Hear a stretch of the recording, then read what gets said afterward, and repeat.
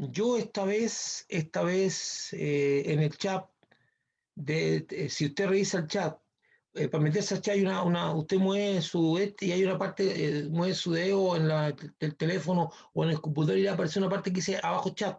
Si usted pincha ahí, le va a aparecer mi correo electrónico, porque la otra vez hubo personas nuevas que no subieron, lo tengo listo para que las personas lo puedan ver, para los que no tienen mi correo. Entonces, como siempre, hermano, Ministerio de Bethesda Central USA, Ministerio de Bethesda Viña del Mar, Pastor Samuel Reina, que soy yo, y veamos, antes de seguir adelante, quiero decirles que esta es una serie, y vamos en el octavo estudio de esta serie, que es muy significativa, porque esta serie la estamos analizando pasaje bueno, yo siempre digo, hermano, para las personas que son un poquito más quisquillosas y que después van a repasar en el Facebook del ministerio, o van a mirar, o van a ver en el canal de YouTube, repasar el estudio, dice, bueno, pero no fue más completo. O sea, por cierto que le podríamos sacar mucho más provecho conforme Dios quiera llevarnos en una línea y conforme quiera Dios revelarnos cosas nuevas. Pero nunca se va a poder agotar un libro o un pasaje. Aspiramos a sacarle la enseñanza que Dios nos permita tener, pero no lo vamos a agotar. Eso sería una pretensión, una tremenda pretensión, creer que vamos a agotar un pasaje en un estudio. La humildad tiene que estar siempre en nosotros, siempre estar mirando las cosas de una manera un poquito más diferente y no creer que vamos a agotar una instancia o un pasaje porque lo estamos viendo. En otra instancia podríamos sacar otras vistas, otras visiones, otras enseñanzas, pero estamos viendo y obteniendo lo que podemos, o que Dios más bien dicho nos quiere dar en este estudio. Voy a repasar un poquito, como digo, su autor. Realmente siempre se le asoció a Marcos, pero su autor es desconocido. Exactamente no sabemos si de Marcos. Personaje citado en otros pasajes del Nuevo Testamento. Ustedes saben que Marcos fue el sobrino de Bernabé y que tuvo un problema con Pablo, más bien dicho, tuvo una diferencia porque él escapó cuando vinieron los peligros de este recorrido que estaban haciendo por Asia para predicar el Evangelio. Él escapó y Pablo después no lo quería tener dentro del equipo, y eso produjo la separación de Bernabé. Este narra la vida de Jesucristo de Nazaret desde su bautismo por Juan Bautista, el Bautista, hasta su resurrección. Narra eso porque no entra a la genealogía. Hay otros que entran a la genealogía como Lucas y Mateo. Marcos parte con el bautismo, no va a entrar en esos detalles, no es lo que a él le interesa. El Evangelio de Marcos sinóptico, ya explicamos que es sinóptico, que tiene paralelo, es un recuento que tiene otro recuento con el cual para compararse, que en este caso sería Mateo y Lucas. Es el relato del ministerio de los milagros, es el relato de la vida, el ministerio, los milagros y las palabras de Jesucristo. Es el más breve de los 4 evangelios canónicos. Canónicos son un conjunto de libros aceptados, y también el más antiguo según la opinión de la mayoría de los expertos bíblicos. Entre los estudios existe un amplio consenso, entre los estudiosos, perdón, existe un amplio consenso en tratar el Evangelio de Marcos a finales de los años 60 del siglo I después de Cristo y poco después del año 70 después de Cristo. Yo hago este paréntesis porque esto es una introducción que tengo en todos los estudios para que, por la repetición, por la regla de la repetición, vamos memorizando. Vamos a leer lo que hoy día nos atañe, Marcos 12, 2 del 13 al 22. Leamos entonces, si usted me sigue, ahí lo tienen en pantalla ustedes, lo que están viendo, lo que estoy compartiéndole a ustedes en la pantalla, y después volvió a salir al mar, y toda la gente venía a él y les enseñaba. Y al pasar vio a Leví, hijo de Alfeo, sentado al banco de los tributos públicos, y le dijo, sígueme. Y levantándose, le siguió. Aconteció que estando Jesús a la mesa en casa de él, muchos publicanos y pecadores estaban también a la mesa juntamente con Jesús y sus discípulos, porque había muchos que le habían seguido, y los escribas y los fariseos, viéndole tomar con los publicanos y con los pecadores, dijeron a los discípulos, ¿qué es esto? Que él come y bebe con los publicanos y pecadores. Y al oír esto Jesús les dijo, Los sanos no tienen necesidad de médico, sino los enfermos. No he venido a llamar justos, sino a pecadores. Y los discípulos de Juan y los de los fariseos ayunaban. Y vinieron y le dijeron, ¿por qué los discípulos de Juan y los de los fariseos ayunan y tus discípulos no ayunan? Jesús le dijo, ¿acaso puede los que están de boda ayunar mientras está con ellos el esposo? Entre tanto que tienen consigo al esposo, no ayunan. Pero vendrá el día cuando el esposo les será quitado. Y entonces, en aquellos días, ayunarán. Nadie pone remiendo de paño nuevo en vestido viejo. De otra manera, el mismo remiendo nuevo tira de lo viejo y se hace peor la rotura. Y nadie echa vino nuevo en odres viejos. De otra manera, el vino nuevo rompe los odres y el vino se derrama y los odres se pierden. Pero el vino nuevo en odres nuevos se ha de echar. Esa lectura que tenemos ahora. Veamos un poquito y hagamos un recuento.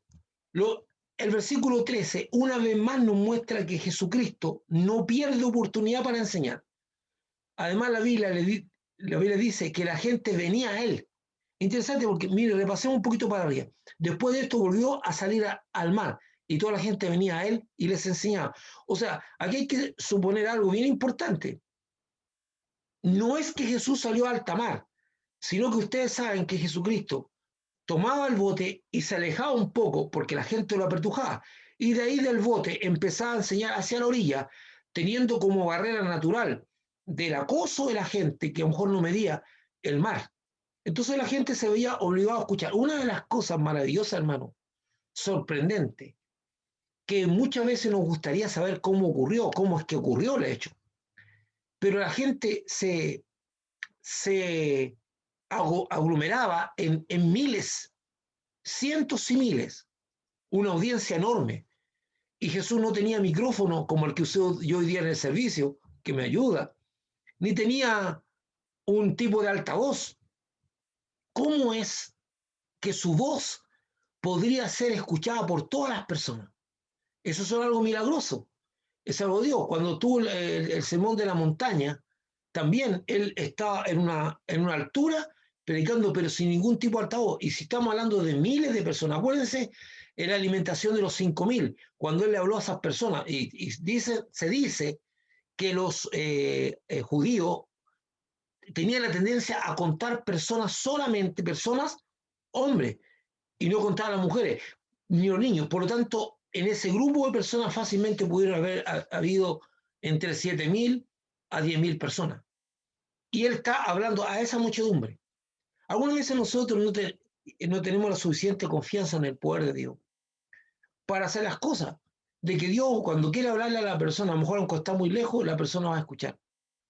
Y el propósito de Dios. Dios es el que transmite su mensaje y el que lleva a destino. Yo no creo que Jesús haya tenido una voz tan potente más que un parlante. Lo que yo sí creo es que Dios hacía el milagro que las ondas sonoras llegaran limpias a los oídos de las personas y las podían escuchar tranquilamente.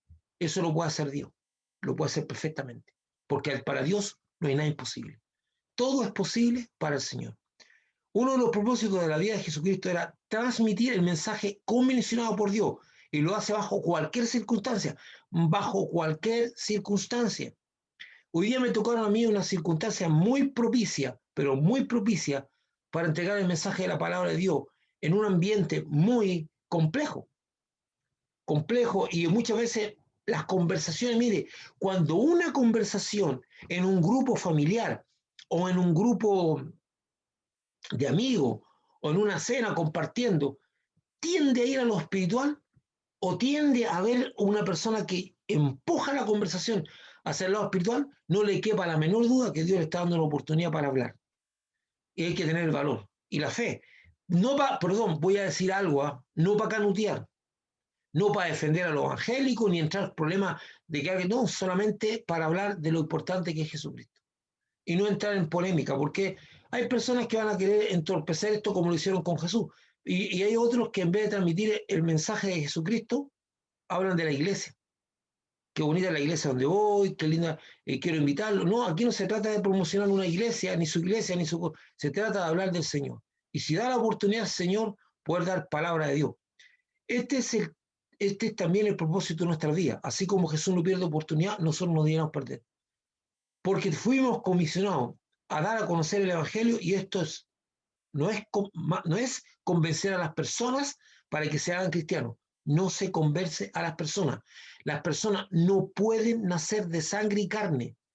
Cuando usted trata de convencer a las personas que es una posibilidad que usted las convence intelectualmente y les toque la mente y los convenza, eso es una persona que nació de sangre y carne, nació de voluntad suya, nació de su esfuerzo. Y mucha gente alguna vez ha llegado a la iglesia, nació por esfuerzo humano, han sido hechos prosélitos, seguidores, pero no han vivido lo que dice Jesús, que no son nacidos de carne, sino de la voluntad de Dios, sino de Dios, nacidos de nuevo, por el poder de Dios.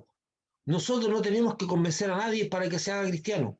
No tenemos que hacer esfuerzos intelectuales ni tratar. Eso es lo que tienen algunos evangélicos que cuando dice fuérzalos a entrar, forzarlos a entrar significa ser persistente y aún así es una palabra que se les da a las personas que son cristianas y que no quieren entrar en el reino, no para que se hagan cristianos, porque usted no puede hacer que ninguna persona nazca de nuevo, pero usted puede hacer un prosélito a través de un convencimiento. ¿Y qué es lo que ocurre? Que esas personas entran a la iglesia y no entienden las cosas que son del espíritu. Y son carnales, están dentro de la iglesia y son carnales. Y entiéndase por carnal, no una persona, por favor, no nos acostumbremos que todo lo que el término carnal tiene que ver o guarda relación con cuestiones de deseos de la carne. No, aquí estamos hablando que son carnales porque a conflictos espirituales dan soluciones carnales. Entonces la Biblia dice que el hombre natural, el hombre carnal, no entiende las cosas que son del espíritu. Y es terrible para una persona que nació por la voluntad y el esfuerzo de un ser humano, que lo convenció y le insistió hasta que lo convenció, no porque tuvo un encuentro, entre comillas, un encuentro, o le abrió la puerta al maestro que estaba tocando la puerta y llamaba, sino que esta persona fue convencida. Es terrible para esa persona darse cuenta que no puede manejarse en términos espirituales, porque el hombre natural no entiende las cosas que son del espíritu porque se han de discernir espiritualmente, y como él no es nacido del espíritu, no las puede discernir espiritualmente. Entonces, este es sumamente importante. Nosotros muchas veces introdujimos a muchas personas dentro del cuerpo de Cristo, forzándolas de esa manera, o metiéndolas de esa manera. ¿Y qué es lo que ocurre? Los grandes conflictos que hay en la iglesia son por estas personas carnales, que no han nacido de nuevo.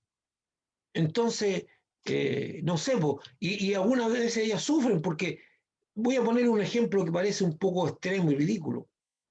De pronto hay un conflicto en la iglesia y una persona no está haciendo las cosas correctamente. Y llega un hermano y dice, bueno, ¿por qué no le damos una paliza?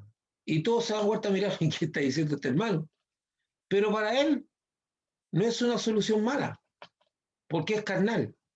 Y las soluciones de él son carnales, porque no entiende las cosas que son del espíritu. Y después, cuando todo el mundo lo queda mirando raro, él se siente mal porque todo el mundo me juzga. Cuando a mí a lo mejor sería una solución pescar a este tipo y darle un par de chachazos, un par de puñetes, pero resulta que esa solución que se genera en su mente y que no es culpa de él, que se generó esa solución, no lo hace por maldad, porque no tiene soluciones espirituales, porque no ha nacido de Dios. Entonces solución, y después tiene que soportar la mala mirada de toda la gente. Es un caso extremo. Y hay otras personas que proponen soluciones carnales a desafíos espirituales, incluso para juntar dinero, o entre comillas, para juntar dinero, porque en la iglesia no debería nunca juntar dinero. La iglesia debía ponerse en oración a Dios y siempre debía ser nuestra ofrenda y nuestras primicias y todo eso deberían ser para sostener la obra de Dios. Pero bueno, eso es lo que pasa, que son soluciones de repente hasta y que si un hermano, tenemos necesidad de ampliar la sala de niños, ya hagamos un baile. Y todo el mundo la va a quedar mirando y le dice, un baile. Y esta persona se siente avergonzada, porque para ella es una solución viable en su mente carnal. La culpa no es de ella, la culpa es de aquellos que lo convencieron para que se hiciera cristiano. No le presentaron a Cristo, no fueron en el poder de Dios, no fueron. Por eso Pablo dice así, voy a ir a ustedes, no con palabras de persuasión humana, sino en el poder de Dios. Y no significa que Pablo va a entrar ahí y va a estar haciendo milagros. Él está diciendo, en el poder de Dios, mi palabra viene ungida de Dios y es poderosa para tocar vida. Y pues eso es lo que está diciendo Pablo. Y quiero ver, dice, la vida, el poder de vida que tienen aquellos que tanto hablan. Porque Pablo sabía que eran personas carnales, de soluciones carnales y de vida carnal. Y vuelvo a insistir, cuando me refiero a carnal, me estoy refiriendo a de voluntad humana, de personas que hacen uso de su voluntad más que de la dirección de Dios. Y muchos de ellos están en la iglesia porque a muchos de los convenció. Como los mormones convencen a la gente, como los testigos de Jehová convencen a la gente, hay evangélicos que convencen a la gente que se haga evangélica. Y ese no es nuestro papel. No es la forma que siempre tenemos que encomendarnos a Dios, sembrar la semilla y esperar que Dios haga la obra. Y si la persona genera inquietud para buscar a Dios, debemos caminarla a cómo encontrarse con el Señor. Pero no a convencer a gente, no es nuestra labor convencer a gente.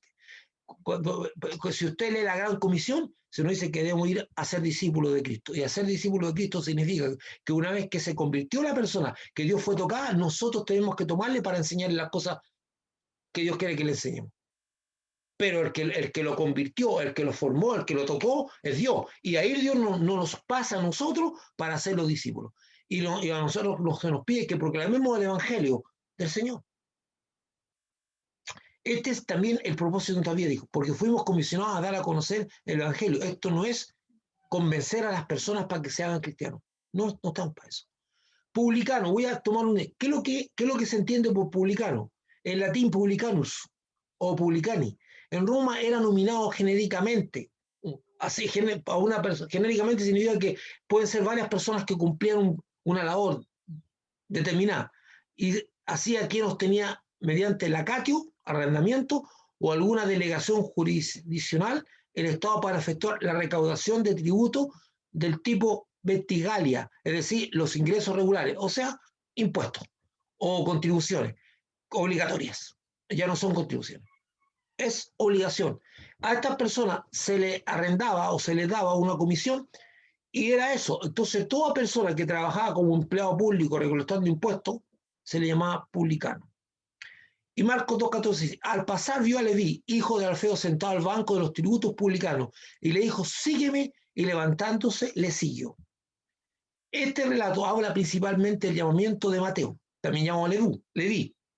Mateo o Leví, ahí en el texto dice Leví, que era un publicano, un hombre odiado por el pueblo, porque trabajaba para el imperio romano. Acuérdense que la definición de publicano está ahí, dice publicano. En Roma era nominativo genérico, así que nos tenía mediante locadio, o sea, era Roma el que le asignaba, el imperio el que le asignaba esa función, que él postulaba a ser un publicano para ganar dinero. Ahora, dice que era un publicano, un hombre odiado por el pueblo porque trabajaba para el imperio romano. Y su salario, miren cómo, su salario consistía en lo que cobrara por sobre el valor establecido para el impuesto. Y algunas veces esta gente no es que cobraba una pequeña comisión, esta gente no es que tomaba un poquito para él, sino que algunas veces podían hasta poner mucho más peso sobre el pueblo para quedarse con grandes diferencias. Ellos tenían que recolectar ese dinero y pasárselo al imperio romano y quedarse con el excedente. El llamamiento de Mateo es algo muy especial y los relatos del mismo Mateo y Lucas dicen lo mismo con respecto a la forma en que fue llamado. No hay diferencia en estos evangelios sinópticos de cómo está el relato. Cuando Jesucristo le dijo, sígueme, él se levantó inmediatamente y fue con él, lo cual nos resulta difícil de entender, porque al parecer Mateo obedece de una forma irracional. Es como si alguien le dijera, Miriam, Luis, Héctor, Julia o Ana Victoria, síganme. Y usted decir, ¿y por qué tengo que seguir a este tipo? ¿Por qué tengo que seguir a este loco? ¿O por qué tengo que seguirlo? Entonces el relato como que es fuerte, porque dice que, pero vamos a ver por qué está eso. Lucas agrega, y dejándolo todo, se levantó y le siguió. Lucas 5:28 dice que lo dejó todo, o sea, dejó la mesa. Lo más probable es que Mateo haya tenido gente que haya trabajado para él y ellos se hayan quedado a cargo. Aquí se une dos cosas, la fama de Jesucristo La fama, porque lo más probable es que Mateo haya sabido de Jesús, porque ya él tenía una fama. Y una gran, escucha esto, una gran expectativa que se venía formando, o se venía formando, no, se venía formando en el corazón de Leví con respecto a Jesucristo. Una gran expectativa. Probablemente Leví escuchó hablar de Jesucristo y él tenía una expectativa como la tuvo Saqueo, que también era un publicano. Saqueo tenía una gran expectativa. Recuérdense que Saqueo se subió a un árbol para ver pasar a Jesús. Tenía una expectativa. En Marcos 2, 16 y 17 dice, y los escribas y los fariseos, viéndole comer con los publicanos y con los pecadores, dijeron a los discípulos, ¿qué es esto que él come y bebe con los publicanos y pecadores? Y al oír esto Jesús le dijo, los sanos no tienen necesidad de médico, sino los enfermos. No venía a llamar a los justos, sino a pecadores. Es súper interesante, aquí vamos a ver que Lucas dice, solamente Lucas lo dice, que Mateo preparó un gran banquete para Jesucristo en su casa. Por eso se juntaron en su casa, un banquete enorme. Siempre se asocia que los publicanos también tenían una íntima relación con todo el mundo de la prostitución que había en ese lugar. Y probablemente no solo, y cuando se refiere a pecadores, pecadores en general, eran los publicanos, las prostitutas y todas aquellas personas que se consideraban en relación a las leyes de Dios fuera de la ley, que practicaban cosas que eran contrarias a la ley. La prostitución, la usura, que la Biblia condena la usura, todo eso. Y además una traición a la nación, como el caso de los publicanos. Entonces, Mateo dice Lucas dice que Mateo le preparó un gran banquete. Sentado a la mesa estaban las personas más despreciables, escuche esto, socialmente, más despreciables, como los publicanos y pecadores comiendo y compartiendo con Jesucristo. Pero no eran los únicos que estaban, esto es sorprendente, sino que habían fariseos observando lo que estaba pasando. No tenemos idea de dónde estaban. La Biblia nos dice si se hayan ido a meter en forma muy hipócrita adentro de la casa o estaban mirando desde afuera lo que estaba ocurriendo en esa casa. Porque generalmente algunas veces estas comilonas se hacían a nivel de patio y la gente estaba mirando porque Jesús dentro de un cuartito como ahí, probablemente sea un cuarto abierto hacia adelante, pero no cabían muchas personas. Entonces los publicanos también están ahí, cosas extrañas. ¿Qué estaban haciendo cerca de la casa de un hombre pecador? Andaban observando a Jesús, sino que también había fariseos observando lo que estaba pasando y cuestionando el por qué Jesús comparte con ese tipo de gente. No, no se le dice, no se lo dicen a Jesús, no se lo dicen a Jesús, sino que se lo hacen saber a sus discípulos.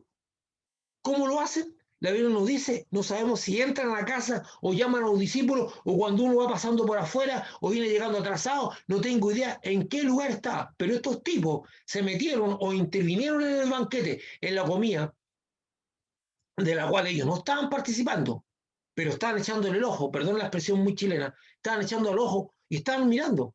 Entonces estas personas llegan y deben haber interceptado o haber llamado a los discípulos para decirle eso que está ahí. Dice, y los escribas y los fariseos viéndole comer con los publicanos, viéndole, estaban mirando, y con los pecadores dijeron a los discípulos, ¿qué es esto que él come y bebe con los publicanos y pecadores? O sea, ya ahora, esto es interesante. La Biblia dice que Jesucristo oye lo que está pasando y en forma directa le dice el por qué está allí.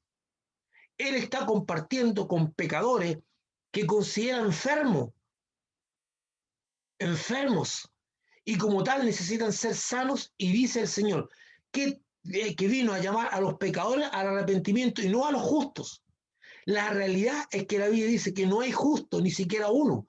Y ese texto de la Biblia pone en duda la honestidad de los fariseos al considerarse justos. Jesús no es la primera vez que da un golpe fuerte a los fariseos. Recuérdense, mis queridos hermanos, que cuando es arrastrada la mujer que fue sorprendida en el acto mismo de adulterio, es arrastrada a la presencia de Jesús, ante la insistencia de decirle, mira, la Biblia dice, o decirle, la ley dice que estas conductas merecen ser apiedradas o golpeadas, ¿qué es lo que hace la mujer? ¿Qué es lo que hace la mujer? La, la, la mujer, o sea, la mujer ahí está ahí esperando que la maten, esperando que ya no tiene esperanza alguna de salir viva de ahí, no tiene una esperanza de vida. Entonces ellos empiezan a tratar de arrinconar a Cristo, de tal manera, empiezan a arrinconar a Cristo de tal manera que él dicta sentencia sobre la mujer. Y ahí es donde Jesucristo le da un golpe a la conciencia y al alma. Cuando le dice, el de ustedes que esté libre de pecado, sea el primero en lanzar la piedra. Y los pone en una condición interior muy difícil, porque los hombres ya tenían las piedras en las manos. Entonces ahí, por primera vez o una vez posterior, reconocen que ellos tampoco son personas aptas para juzgar a otros. Pero aquí están cuestionando. Hermano, mire, voy a decirle algo muy simple y sencillo. No importa cuánto tiempo usted tenga en la iglesia, no importa, no importa. Pero usted se puede convertir en un religioso igual que los fariseos. El espíritu religioso es algo a cual usted debe temerle.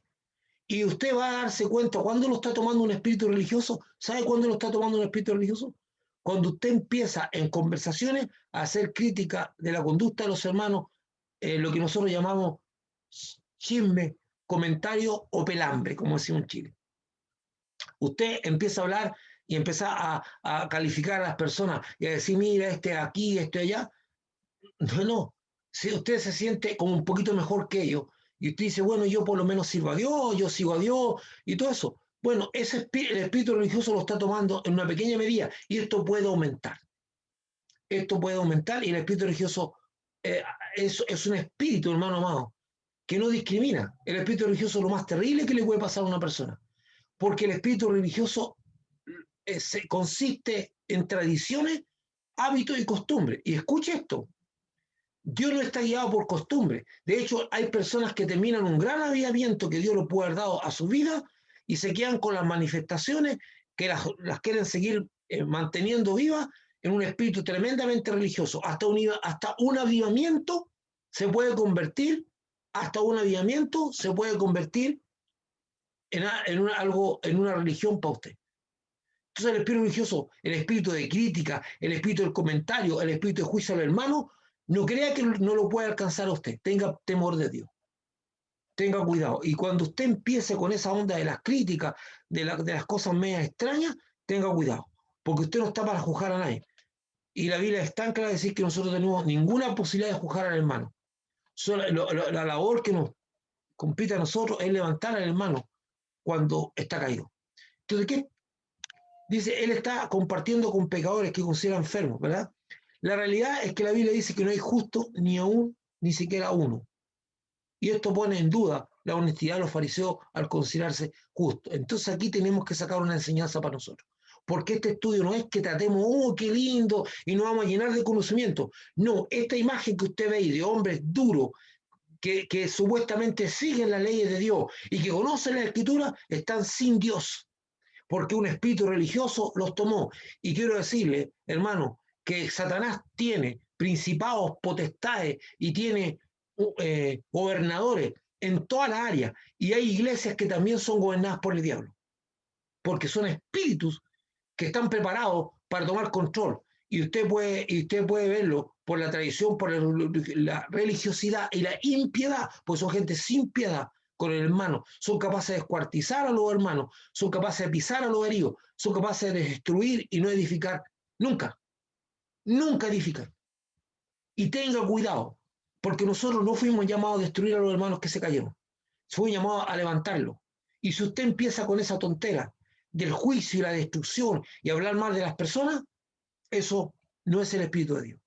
Usted está en otro espíritu. Vamos, por eso tenemos que sacar enseñanza con temor de esto. Ayuno, antes de seguir adelante, con Marcos 2 necesitamos tratar el tema del ayuno. El ayuno es la abstinencia total de alimentos. Y en el Pentateuco no hay ley asociada que hable directamente sobre el ayuno. No hay mandamiento, hermano, no hay mandamiento que usted debe ayunar. No hay un mandamiento así específico. Como lo hay para otras cosas, no dice ayunará. Pero hay cosas que se podían depender. Se sabe que Moisés estuvo en el monte Sinaí para recibir las tablas de la ley durante 40 días sin ingerir alimento, y este sería el primer ayuno que aparece como ley, pero en la Biblia, el primer ayuno que aparece en la Biblia. Y ese ayuno Mire, cuando Dios entregó la ley, cuando entregó la ley para que el pueblo la recibiera, la analizara, la estudiara, la pusiera en su corazón, dice en los dinteles de sus puertas, en todas partes, como dice más adelante, hubo un ayuno. Y cuando Dios trajo la predicación del Evangelio de Jesús, que era darle vida a la ley, partió con ayuno. Jesús también tuvo 40 días ayunando, yendo al monte, yendo al desierto. Entonces es lo único. Luego, en Levítico 23, 27, escuche esto, en Levítico 26, 27, se establece como ley el día de la expiación, que algunos dicen que es el día del ayuno, de acuerdo a Jeremías 36, 6. En Jeremías 36, 6 le llama el día de ayuno. Entonces, a mí para ser bien claro, y como yo no soy, solamente dice en el día de ayuno, pero algunos eruditos asocian el día de ayuno, porque hay un mandamiento explícito en Jeremías 36, 6, para ese día de la expiación lo que se tenía que hacer, había que quebrantar el espíritu, había que estar en momentos de quebrantamiento. Cuando hay mandamiento para el día para el día de la expiación, de Levítico 23, 27, se establece como ley el día de la expiación, y ahí se habla, cuando se está hablando, dice, en ese día vas a quebrantarte, vas a afligir tu alma, vas a afligir tu corazón en el día de la expiación. Eso dice específicamente, afligirás tu alma, afligirás tu corazón. Eso dice en la ley el 27, 23, 27, afligimiento. Por lo tanto, tal vez una forma de afligimiento o afligimiento de la carne es abstenerse de comida, que claro que lo es. El ayuno es una disciplina que busca someter la carne para hacer al espíritu humano más sensible al mundo espiritual, sobre todo a la voz de Dios a través de su espíritu. El ayuno es una disciplina que nos hace más sensible. El ayuno no es un gallito con Dios. Yo me pongo a ayunar y me pongo a pedirle a Dios cosas para que me las dé. No, el ayuno no. Usted tiene un ejemplo claro y específico de David. David ayunó para que Dios no se llevara a su hijo y se quebrantó y se derramó y Dios dijo no. Y el niño se va. Y la Biblia dice que era tanta la conciencia que tenía David que después de la muerte del niño dejó de estar quebrantado, dejó de estar afligido, comió y vivió y después todo el mundo no entendía por qué. Dijo, bueno, yo estaba ayunando, porque el ayuno, para ver si Dios cambiaba de parecer, pero el ayuno no es para hacer gallitos con Dios o para tratar de agradar a Dios para convencerlo de algo. No, dice que a Dios le agrada el espíritu quebrantado, el corazón de usted puede estar ahí orando de guata en el suelo y eso podría a lo mejor tocar más el corazón de Dios que usted afligiendo su alma. Vamos a verlo un poquito más tarde. Dice, es este el ayuno que yo escogí, que de día aflija al hombre su alma, que incline su cabeza como junco y que haga cama de silicio y de ceniza. Todas esas condiciones son condiciones de aflicción del alma. Por eso cuando dice afligirás tu alma, era esto. Ahora, voy a rescatar una cosa. Como dice que incline como junco, que los juncos se tendrían a poner así como postrados, o que haga cama de silicio. Acuérdense que la cama, el silicio es un género, una tela muy áspera.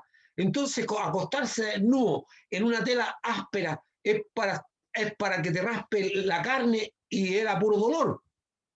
Entonces, vestirse de silicio también era eso. Era vestirse con una ropa áspera que tenía contacto con la piel y te producía dolor, te producía aflicción. No andar todo el día con esa tela áspera. O que se tire ceniza, señales de dolor, de quebrantamiento. Llamaré esto ayuno y día agradable a Jehová. No es más bien el ayuno, y aquí es algo súper importante. ¿Por qué puse este texto? Porque es la única vez que Dios se dirige al ayuno directamente. Dice, no es más bien el ayuno que yo escogí, y ahí está hablando Dios, que Él escogió. Es la primera vez que habla de que Él escogió un ayuno. No hay mandamiento sobre el ayuno, pero dice que Él escogió un ayuno. ¿Qué es el ayuno que Él escogió? Desatar las ligaduras de impiedad, soltar las cargas de opresión y dejar ir libre a los quebrantados, y que rompáis todo yugo. No es que partas tu pan con el hambriento y a los pobres errantes albergues en casa, que cuanto veas al desnudo lo cubra y no te escondas de tu hermano.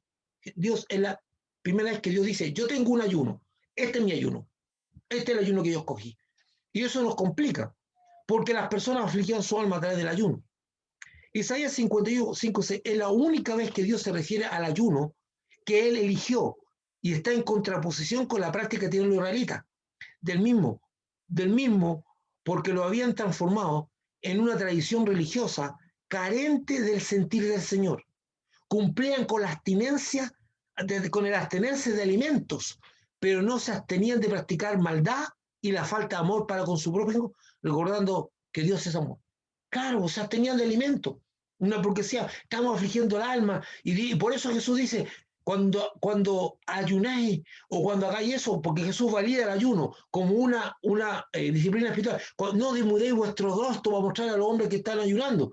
Jesús sabe que el ayuno es manoseado, perdón la expresión, es toqueteado por los fariseos. Entonces Dios dice, yo tengo un tipo de ayuno. Y fíjese, me vuelvo atrás. Dice, no es más bien el ayuno que yo escogí, desatar la ligadura de impiedad, soltar las cargas de opresión, dejar ir libre a los quebrantados y que rompáis todo yugo. O sea, ¿qué hace? Suéltale, hermano, no le pongas aflicción, no lo condene, no abuses de él, abuses de su condición, él está quebrantado, está afligido y tú pones máscara, no es que partas tu pan y los pobres te albergue, o sea, acciones concretas.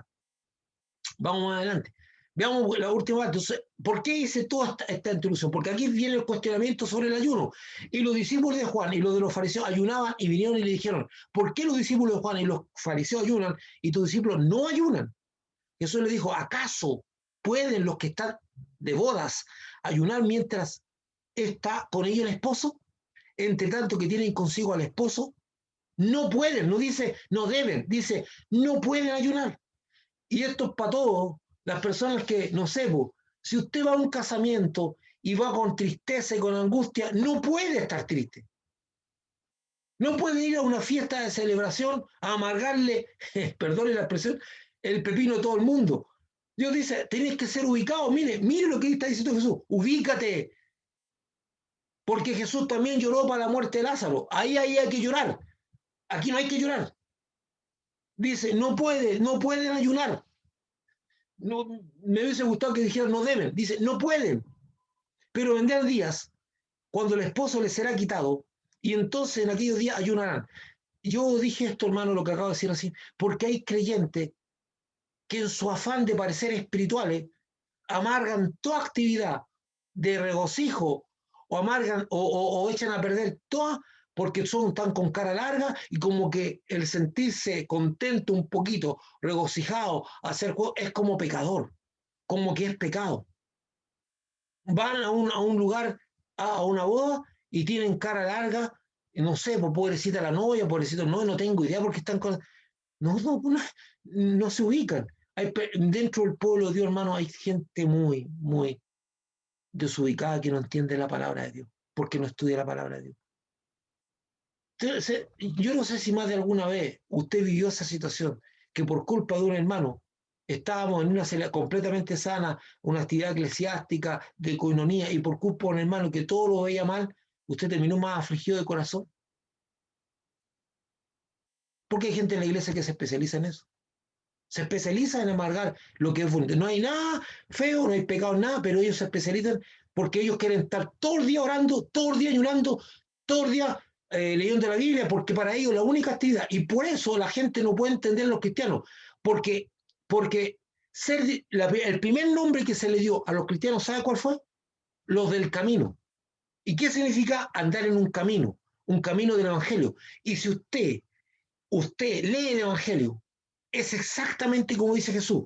He venido para que tengan vida y vida en abundancia. Nosotros vamos transitando por la vida, vamos a tener eventos familiares donde nos vamos a reír, vamos a hacer regalos, en la vida, y en medio de eso vamos a estar en cada palabra, en cada actitud, en cada acción, dando testimonio de Jesucristo, porque ser cristiano es un estilo de vida y no una religión y no una tradición y no conductas y tampoco son disciplinas espirituales. Ser cristiano es un estilo de vida donde nosotros caminamos por la vida siendo sal y luz del mundo.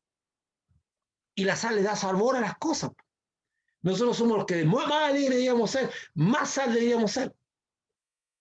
Pero bueno, entonces, entre tanto que dice, nadie pone remiendo de paño nuevo en vestido viejo, porque de otra manera el mismo remiendo nuevo tira de lo viejo y se hace peor la rotura.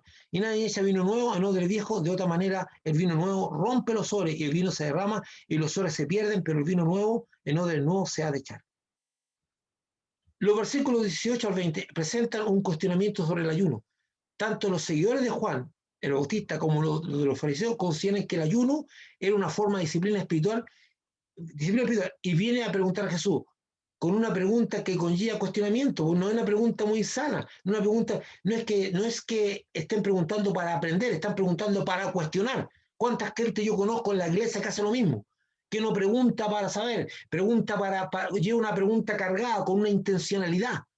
Hermano, hay muchas costumbres que tenemos que abandonar para ser sencillo y simple como Jesús. Porque en Jesús nunca hubo, mire, Jesucristo hizo algo que no tiene para nada hipocresía, porque era el sentir de su corazón. Cuando viene Judas a denunciarlo y a traicionarlo, Jesús le dice, ¿a qué vienes, amigo? Y le dijo, amigo, en forma doble sentido o hipócrita. No, Jesús considera a Judas amigo. Y le dice, ¿a qué vienes, amigo? Y Judas le dio el beso. Jesús no se manejó en el doble sentido ni en las preguntas capciosas, nada de eso. Algunas veces nosotros tiramos preguntas cargadas, preguntas con una intencionalidad. ¿Para qué? ¿Para poner trampa al hermano? Si tú quieres decir algo, dilo de frente, pero no te pongas a hacer tonteras. Dice una pregunta que conlleva cuestionamiento sobre el por qué sus discípulos no ayunan. Jesucristo le responde, no es tiempo de aflicción, sino de celebración, ya que él está junto a sus discípulos, pero llegará el día que no estará, entonces llorarán. Llegará el día que Jesús ya no iba a estar. Entonces y los discípulos de Juan y los de los fariseos ayunaban y vinieron y le dijeron, bueno, sigo adelante, perdón, esto ya lo vemos. Isaías 50, perdón, estoy retrocediendo. Marcos 2, 21 al 22. Nadie pone remiendo de paño nuevo en vestido viejo. Me encanta este texto. De otra manera, el mismo remiendo nuevo tira de lo viejo y se hace peor la rotura. Y nadie le echa vino nuevo en odres viejos. De otra manera, el vino nuevo rompe los sobres y el vino se derrama y los sobres se pierden, pero el vino nuevo en odres nuevos se ha de echar. Este texto tiene muchísimas aplicaciones. Solamente vamos a rescatar alguna o una esta noche que ya estamos finalizando. En los versículos 21 a 22 tenemos una enseñanza magnífica del Señor Jesús, que debe hacernos reflexionar con temor de nosotros mismos, porque Él expone que es imposible que la palabra del Evangelio que Él trae pueda tener cabida en las tradiciones religiosas, en las tradiciones, ya que no son capaces de soportar la nueva y gran revelación que Jesús trae, y que Pablo llamó misterio oculto. Dice, el misterio que había estado oculto desde los siglos y edades, pero que ahora ha sido manifiesto a sus santos, a quienes Dios quiso dar a conocer la riqueza de la gloria de este misterio entre los gentiles, que es Cristo en vosotros, la esperanza de gloria. ¡Wow! Eso no lo podían recibir en esos odres viejos, en esas estructuras mentales que tenían. No podía ser recibido porque no estaban preparados, para ellos era imposible. Entonces Pablo dice, esta palabra que trae Jesús, que es tremenda, que es un misterio oculto de los tiempos tan antiguos, que los gentiles eran copartícipes de la bendición y que Cristo en nosotros la esperanza de gloria. Oye, ese texto un día lo voy a explicar, ese punto qué es lo que significa esperanza de gloria, porque es espectacular. Dice, Cristo en vosotros, tu esperanza de gloria. Pero dice ahí que era un misterio oculto. Eso no tiene cabida en el envase que tienen los fariseos. Esta enseñanza nos dice que para recibir la enseñanza de Jesucristo se debe tener un cambio de mentalidad y de apertura a la revelación espiritual. De otra manera, se intentará usar la insostenible tradición religiosa para entender el Evangelio de Jesucristo. Eso no es posible. Con la tradición religiosa no se puede entender el Evangelio de Jesús.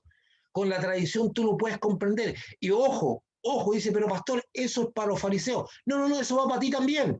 Porque con la tradición religiosa no puedes entender el Evangelio de Jesucristo. Porque una cosa es conocer las palabras del Evangelio y otra cosa es entenderlo.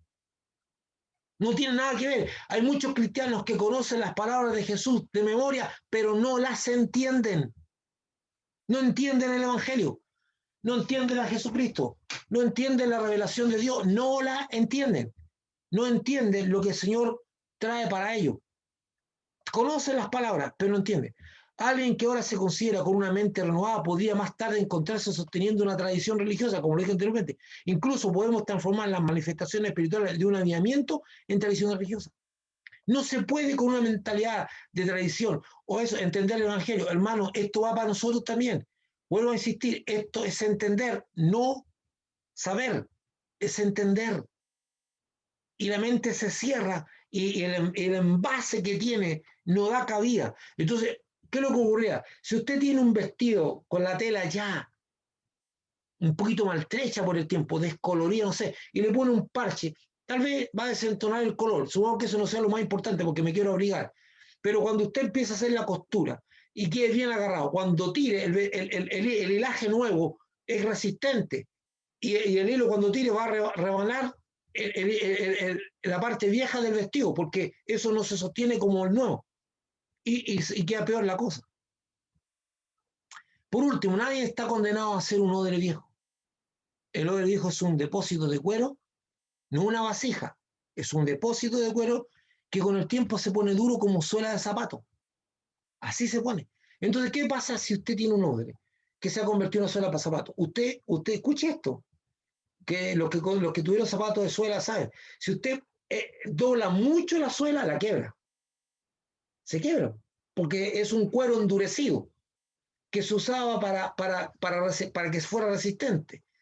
Entonces, ¿qué pasa si el odre en sí, se pone duro o por el tiempo se endurece? Al echar vino, el vino empieza a fermentar y genera gases que empiezan a hacer presión sobre el cuero, que no es flexible, no se amolda, no se acotota por un lado, no se infla, sino que se resiste a la presión y termina reventándose y el vino derramándose. Entonces, es como suela de zapato. Y al echar vino nuevo en él, se revienta por el efecto de los gases de la fermentación, como dije. Sin embargo, un odre viejo, escuche esto, un odre viejo que se sumerge en el agua hasta flexibilizar el cuero, usted lo sumerge en agua y lo deja ahí, el cuero empieza a ceder, empieza a ponerse flexible. Y luego, pasado por aceite. De hecho, recuerdo, bueno, los que las mujeres no, pero se lo voy a decir, cuando teníamos pelota de cuero, que ahora no hay pelota de fútbol de cuero, pero cuando teníamos pelota de cuero, para preservar la pelota de cuero usábamos dos elementos, grasa, que era aceite sólido, o aceite. Le echábamos al cuero para que se gastara menos y para que el cuero tomara vida, ¿verdad? Y no quedara duro, para que se... Teníamos eso, el agua flexibiliza y el aceite conserva, el aceite le da vida. Entonces puede llegar a tener flexibilidad y resistencia del cuero nuevo. Entonces, una vez que yo renové el odre viejo, le puedo echar vino nuevo, porque es un odre renovado. El agua y el aceite de la Biblia son símbolos del Espíritu Santo. Una persona de humilde corazón que se deja tratar por el Espíritu Santo puede salir de la religiosidad y ser renovada, como el caso de Nicodemo y José de Arimatea. Así también puede ser tú renovado. Que el Señor le bendiga, hermano. Quería dejar esta enseñanza del